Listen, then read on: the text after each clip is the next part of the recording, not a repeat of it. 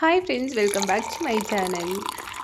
Day one ಇವತ್ತಿಂದ ನಾನು ಸ್ವಲ್ಪ ವೆಯ್ಟ್ ಲಾಸ್ ಮಾಡಬೇಕು ಅಂದ್ಕೊಂಡಿದ್ದೀನಿ. ನನ್ನ ರೊಟೀನ್ ಏನಿದೆ ಅದನ್ನು ನಿಮ್ಮೊಂದಿಗೆ ಶೇರ್ ಮಾಡ್ತಾ ಇದ್ದೀನಿ. ಈ ರೊಟೀನ್ನ ಅವರ ಆರೋಗ್ಯದ ಪರಿಸ್ಥಿತಿ ನೋಡಿಕೊಂಡು ಮತ್ತು ಅವ್ರಿಗೆ ಆರೋಗ್ಯಕ್ಕೆ ಹೊಂದುವಂಥ ಆಹಾರ ಪದಾರ್ಥಗಳನ್ನ, ಆರೋಗ್ಯಕರವಾಗಿರೋ ಆಹಾರ ಪದಾರ್ಥಗಳನ್ನ ಮಾಡಿ ಸೇವಿಸುವುದು ಉತ್ತಮ ಅಂತ ಹೇಳ್ತೀನಿ.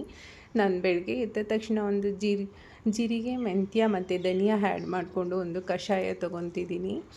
ಇದು ಏನು ನಮ್ಮ ದೇಹದ ಮೆಟಬಾಲಿಸಮ್ನ ಇನ್ಕ್ರೀಸ್ ಮಾಡಿ ಜೀರ್ಣಕ್ರಿಯೆ ಚೆನ್ನಾಗಾಗೋ ಥರ ಮಾಡುತ್ತೆ.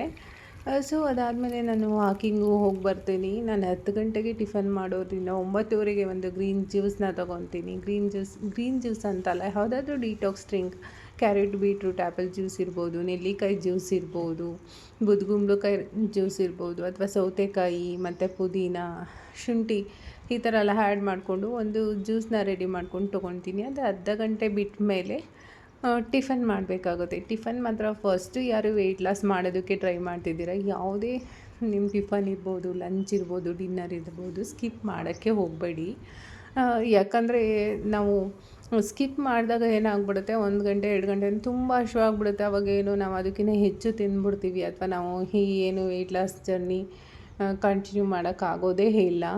ನಾನಿಲ್ಲಿ ಓಟ್ಸ್ ತೊಗೊಂಡಿದ್ದೀನಿ. ಓಟ್ಸಲ್ಲಿ ಸ್ವಲ್ಪ ಫ್ರೂಟ್ಸು ಕಟ್ ಮಾಡಿ ಹಾಕ್ಕೊಂಡಿದ್ದೀನಿ. ಬನಾನಾ ಇರ್ಬೋದು, ಮತ್ತು ಆ್ಯಪಲ್ಲು, ನೆನೆಸಿರೋ ಬಾದಾಮಿ, ಮತ್ತು ಪಂಪ್ಕಿನ್ ಸೀಡ್ಸು, ಚಿಯಾ ಸೀಡ್ಸ್, ಏನು ಸೂರ್ಯಕಾಂತಿ ಬೀಜ ಇರ್ಬೋದು, ಇದನ್ನೆಲ್ಲ ಆ್ಯಡ್ ಮಾಡಿಕೊಂಡು ಒಳ್ಳೆಯ ಒಂದು ಓಟ್ಸ್ನ ಮಾಡ್ಕೊಂಡಿದ್ದೀನಿ. ಅದ್ರ ಜೊತೆಗೆ ಪಪ್ಪಾಯ ತೊಗೊಂಡಿದ್ದೀನಿ. ಇಷ್ಟು ತಿಂದರೆ ಸಾಕು, ಮಧ್ಯಾಹ್ನದವರೆಗೂ ಹಶ್ವಾಗೋದೇ ಇಲ್ಲ, ಹೊಟ್ಟೆ ಫುಲ್ಲಾಗತ್ತೆ.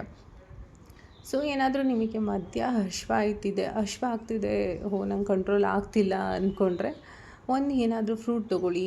ಕಲ್ಲಂಗಡಿ ಹಣ್ಣು ಇರ್ಬೋದು, ಇದೆಲ್ಲ ವೆಯ್ಟ್ ಲಾಸಿಗೆ ತುಂಬಾ ಹೆಲ್ಪ್ ಮಾಡುತ್ತೆ. ಆರೆಂಜ್ ಇರ್ಬೋದು, ಕಿತ್ತಳೆ ಹಣ್ಣು ಅಷ್ಟೇ ನಮ್ಮ ದೇಹದ ತೂಕನ ಕಡಿಮೆ ಮಾಡೋದಕ್ಕೆ ತುಂಬ ಸಹಾಯ ಮಾಡುತ್ತೆ. ಸ್ಕಿನ್ನು ಕೂಡ ಅಷ್ಟೇ ಗ್ಲೋ ಆಗುತ್ತೆ. ಏನೋ ಸ್ವಲ್ಪ ನಾವು ವೆಯ್ಟ್ ಲಾಸ್ ಮಾಡುವಾಗ ಫುಡ್ಡೆಲ್ಲ ಸ್ಕಿಪ್ ಮಾಡ್ಕೊಂಡು ಮಾಡೋಕ್ಕೋದ್ರೆ ಏರ್ ಫಾಲ್ ಆಗೋದು, ಬಾಡಿಯಲ್ಲಿ ಕ್ಯಾಲ್ಶಿಯಮ್ ಇರ್ಬೋದು, ವಿಟಮಿನ್ ಡಿ ಇರ್ಬೋದು, ಇದೆಲ್ಲ ತುಂಬ ಕಡಿಮೆ ಆಗಿಬಿಡುತ್ತೆ. ಅದಾಗದೇ ಇರೋ ಥರ ನೋಡಿಕೊಂಡು ಒಳ್ಳೆ ರೀತಿಯಲ್ಲಿ ನಾವು ಒಂದು ವೆಯ್ಟ್ ಲಾಸ್ನ ಮಾಡ್ಕೊಬೇಕಾಗತ್ತೆ.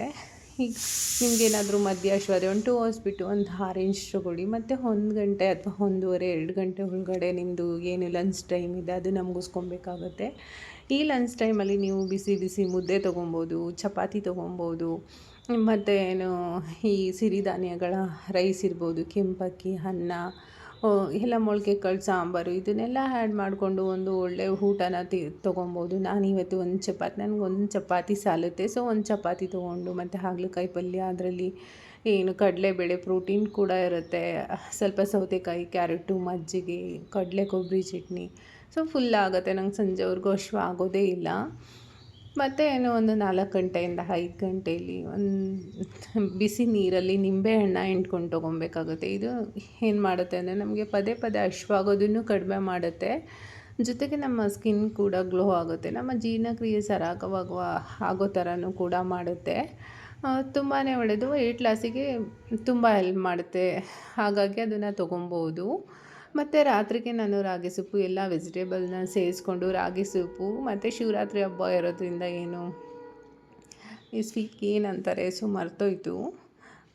ಅದು ಒಂದು ಸ್ವೀಟ್, ಅದರಲ್ಲಿ ಏನಿದೆ, ಕಡಲೆ ಮತ್ತು ಬೆಲ್ಲ ಇರುತ್ತೆ, ಕೊಬ್ಬರಿ ಇರುತ್ತೆ. ಸೊ ಅದನ್ನು ತೊಗೊಂಡಿದ್ದೀನಿ. Okay, healthy food. ನನಗೆ ಡಿನ್ನರ್ ಕಂಪ್ಲೀಟ್ ಆಯಿತು.